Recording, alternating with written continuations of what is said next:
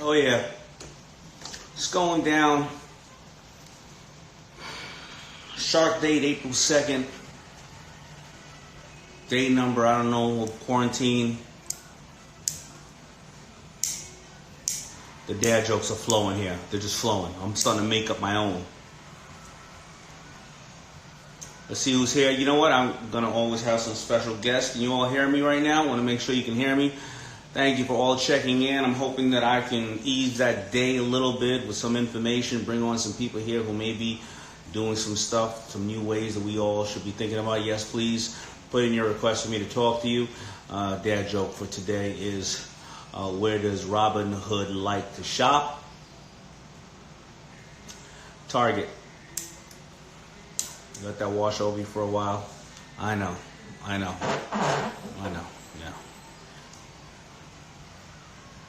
I started taking up coffee. I used to do energy drinks, coffee, black.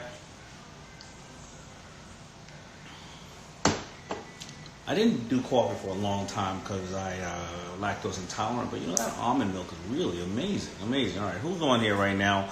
I'm going to bring on some people.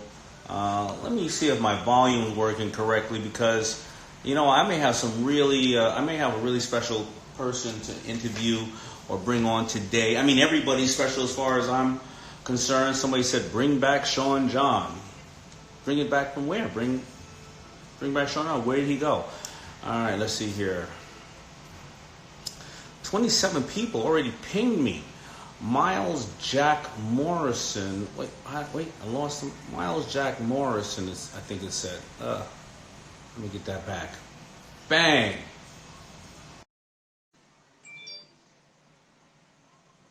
Waiting for Miles Jack something.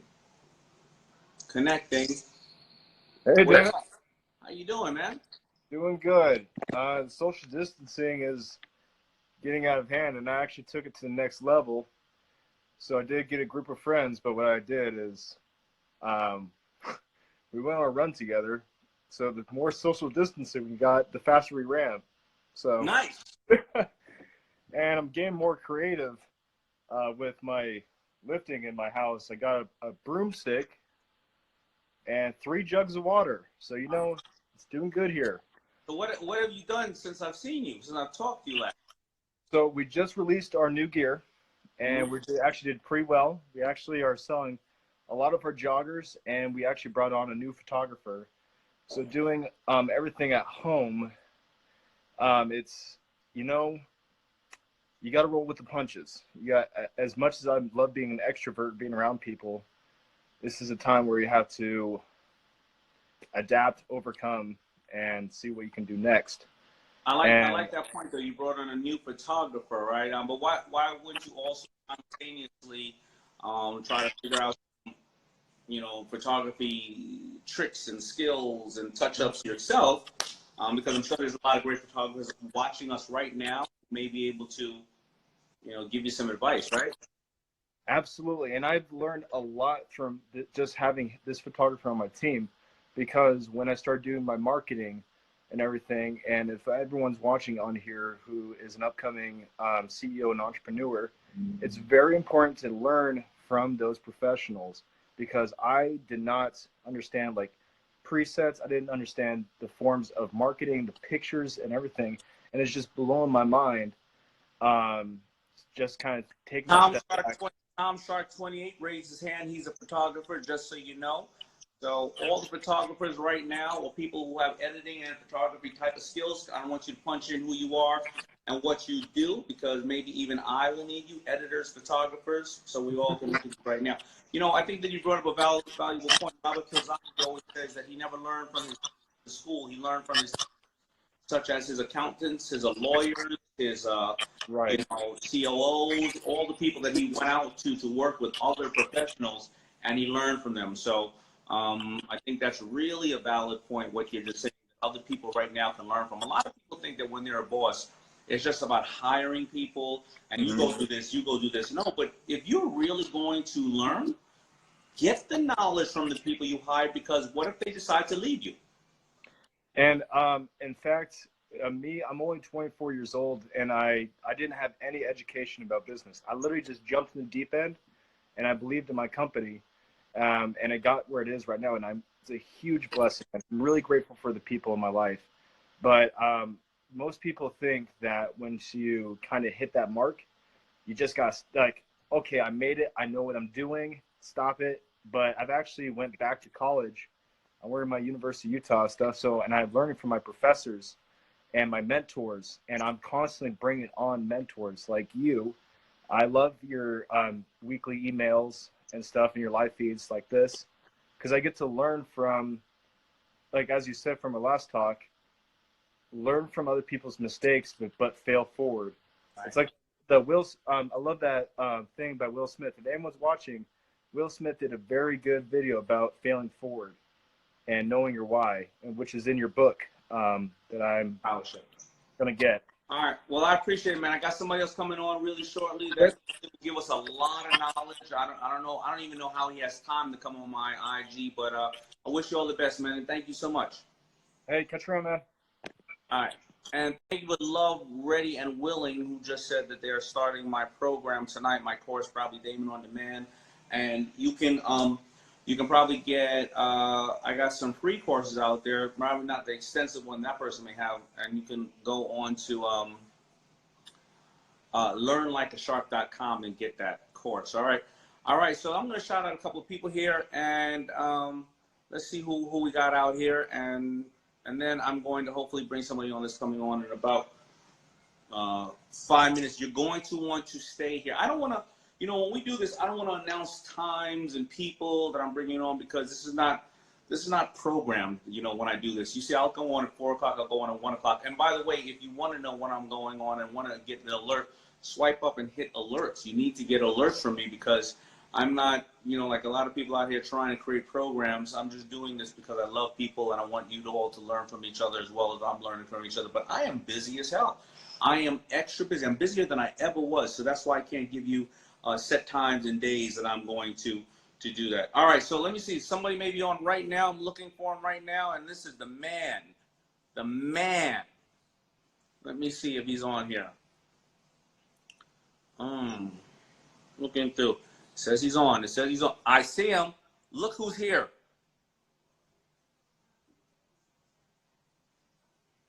Could it be? I've been listening to you. Hey, Dr. Oz, how you doing, man? Hey, David, I like that look. I love the Yankees, by the way. Thank you. Where are you right now? You at the show? This is my basement. I'm going to show. I never show anybody this. This is what it looks so cool, doesn't it? But it turns out this is what it really looks like. Wow. And I'll show you the crazier thing out here. This is the basement, and now you really know it's really a basement. Wow. And I'll tell you the best part about the basement, the problem with making the shows in here, we tape all our shows in here, is we got this basketball court. Nice.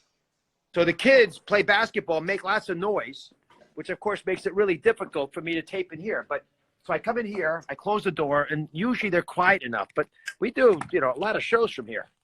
We got locked out of New York. You've been to my studio a bunch of times. We're at ABC, but you can't go in there these days. Well, Doc, I got a couple questions. You don't mind me asking you, because listen, people are you're such an amazing person. You've never been actually personally my doctor, but you actually check on me like you are my doctor. Baby, give me a cheeseburger. Anyway, so, oh, please. Oh, my goodness. I'm just joking. I got a couple questions. How are you doing personally? Because, I think we're realizing today, and I got a couple questions about that doctors are, see what my wife gave me instead of a cheeseburger, Doc? I'm proud of her. How are you and your family doing and your loved ones? Because I know you're in the front lines. Well, it's exhausting, not just physically, emotionally.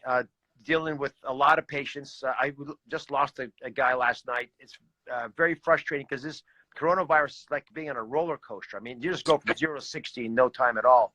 And we feel the pain acutely. Also, it's difficult for the other, we intubated a colleague of mine, he's putting a breathing tube down their throat. A lot of doctors and nurses are getting sick. Probably 15-20% of the staff you end up losing. And you also feel like you're in a war zone, because you don't have normally in America, you got all the equipment you need. You got everything. You got all the masks and the hats and the simple stuff, but you also have the more complicated things like the ventilators and someone who knows how to use the ventilators. And now we don't have that, right? We don't have enough technicians who are talented, but we didn't train enough of them because who thought we'd have this? In New York City, the epicenter of this, we've expanded our hospitals 2.5 times. Think about that. Think about growing your house 2.5 times in a week. It's not going to be so easy, and everyone is redeployed. The good news is this is time for battlefield commissions, right? It's a war, so people are showing up the system. They're showing they can lead. They're taking charge. They're doing things that no one thought was possible to make a system save lives that normally could not have. And that's one of the uplifting parts about this. You see how brave and passionate, but also how effective people can be. Well, actually, the question I have is that I was told that so many doctors have passed in Italy, like 3, and then in America, I'm seeing doctors pass every day. And let's just be brutally honest. I'm told that, of course, when somebody comes in who may be old and they don't have as much of a fighting chance, you're going to have to decide what ventilator you give to who. But if a doctor is sick who can potentially save 50, 100, 200 people, wouldn't the hard decision be to get the ventilation to them? Or are you saying that you could be a doctor and you can have everything, but this virus can still be fatal no matter, even if you have the ventilation and everything? Unfortunately, the doctors and nurses seem to do worse. We think it might be because we get big boluses of virus. You know, Daymond, the way this works is we study all the numbers, right? You guys are all hearing every day how many people died and how many people got infected, but you don't actually study how the virus works in your body.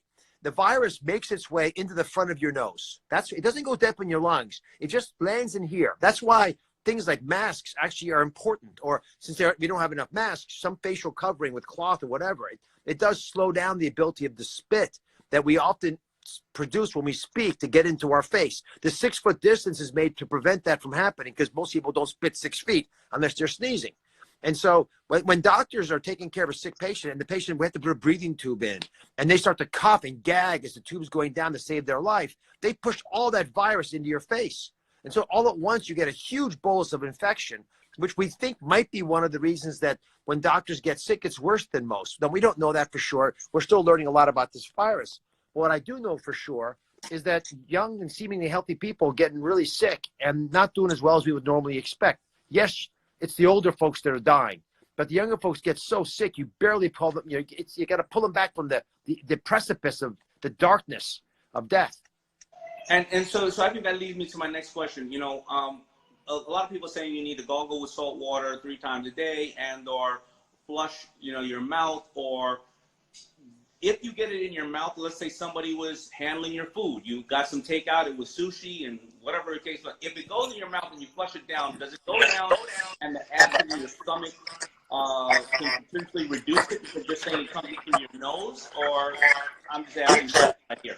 No, it's a great insight that a lot of people have been struggling with. We don't seem to catch coronavirus by eating it.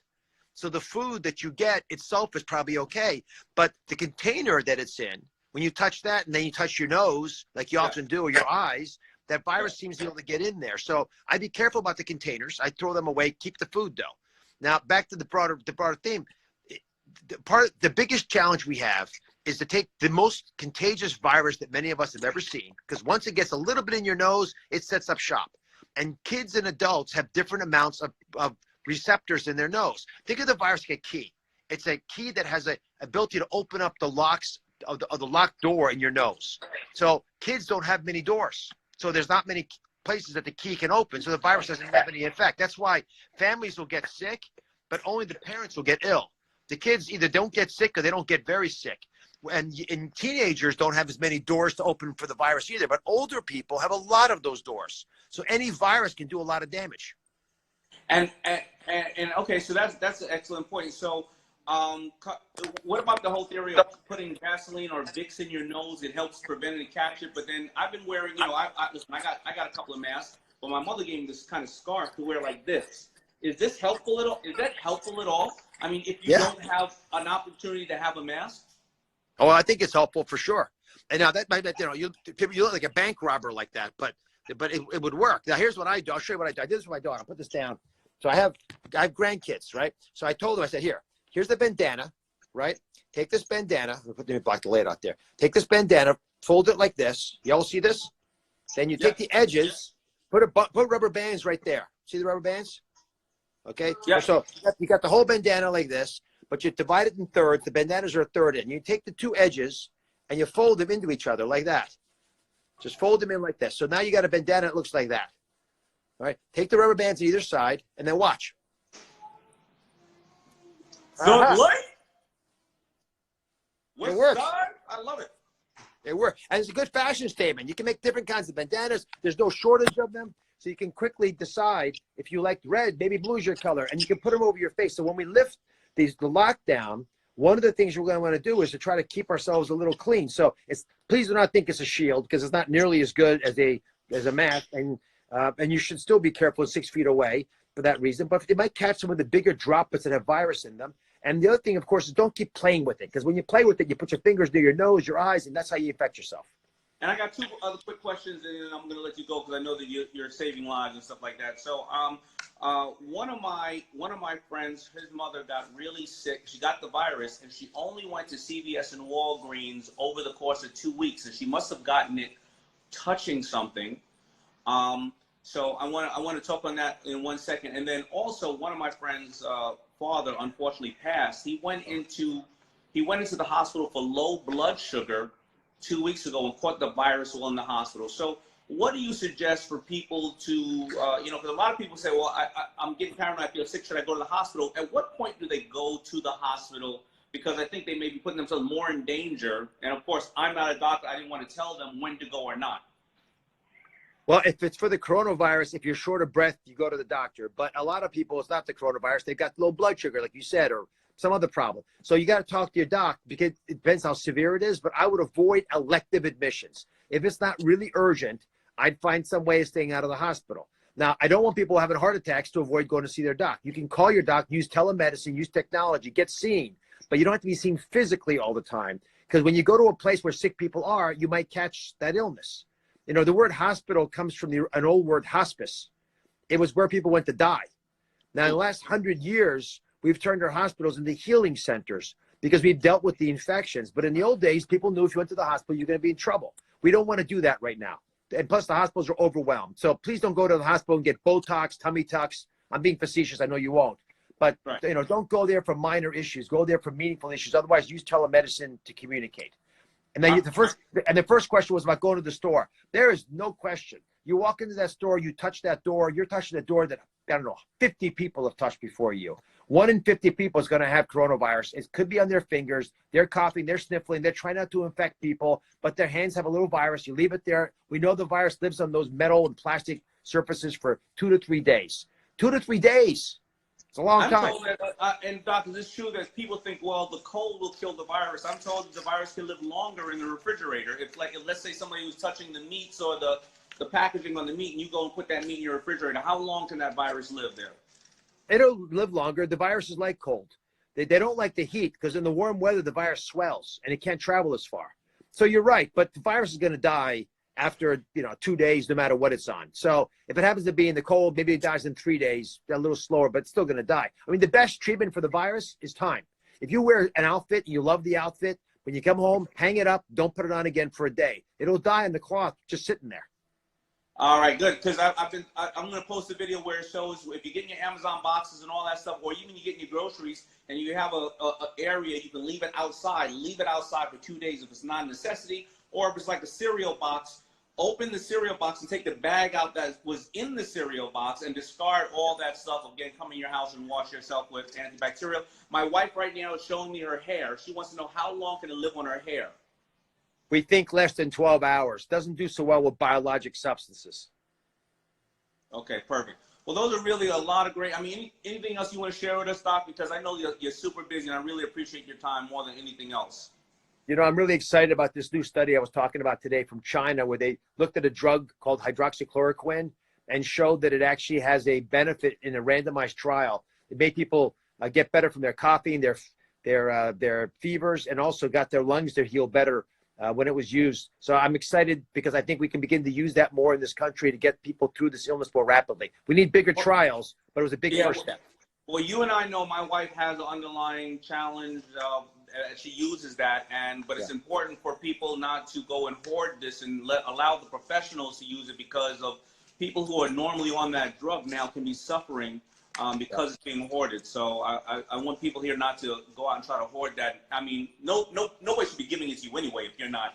Exactly. You know, but can I say something sort of important? In China, people using the drug were not getting infected. And people who were not using the drug were getting infected. So there might be a preventive benefit of this drug. And that's why we're exploring it. I just have, there's a clinical trial at my institution, Columbia University, where we're trying to see, by giving it to nurses and doctors and, you know, the spouse of someone who gets sick, someone who has a lot of exposure, can we reduce the chance of them getting it? So it might be that your wife is spared from the virus because of that medication that she's already on for other reasons. And what about when people get it? How do we see this curve? Where will there be a point where people have gotten it and now they feel that they won't get it again, and they'll be able to go back out to the world and help people? What kind of curve is that? When do you expect that, if at all? Well, once you've been exposed, it's a 2-week hibernation where you really don't know, and you got to sort of sit by yourself. When you've gotten sick with symptoms, it's about a week before you get back to your playing, to be able to go out again and without being infectious. But for the city of New York, I think we got at least 2 weeks more pain. At that point, I'm hoping the hospitalization numbers will go down.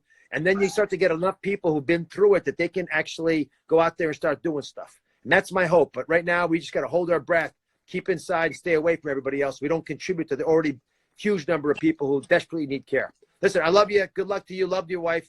Let me see her. I'm going to see her. Say hello. She don't have any makeup on. Just say hello. Come on. Oh, come on. Yeah, my wife doesn't have makeup on. Everybody's watching. No, she won't say hello. But Doc, one last thing. I got a dad joke before you leave. You know why I only work with circumcision doctors? Why? Because they just work for tips. Oh my goodness, that was horrible. I'm going to top it, right? You heard about the constipated accountant? No. Worked it out with a pencil. It's disgusting. But you know what? It was a number 2 pencil. You know, that's a shitty joke, isn't it? It's a shitty joke. It is shitty. I love you, man. Thank you. I love you too, David. All right, peace. Take care. Stay well. Let me tell you something. That is an amazing, amazing individual. When he found out that I had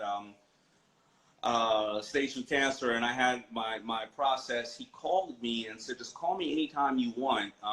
And I seen him do that with everyday people and things of that nature. So he worked it out with a number 2 pencil, the constipated accountant. I'm going to use that.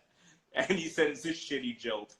Anyway, listen, I want to bring somebody on here. I want to bring one last person on here just to, you know what? I'm not going to bring anybody else on here because, you know, I think that's enough information. And hopefully you go home or you stay, you're home already, excuse me, and you take some of those tips he said. So what did I get out of that? Go make a homemade one like this. It goes in through your nose. It only stays 24 hours or 12 hours on hair. If you have your clothes, you don't have to wash them. Put them some area, and they will. The virus can only live for 3 days. I was told it could live for 3 years in the refrigerator. So boom, there you go. Wrong information. Yes, you can eat things, and if the virus is on it, it will not survive. And I guess that's also why they say to gargle with salt water and cleanse your throat as much as possible. Because remember, ears, nose, throat, these things are all connected. And I guess if it comes through here and it may be resting here, again, that's my layman's understanding of what's going on. Be careful, leave those boxes outside if you can.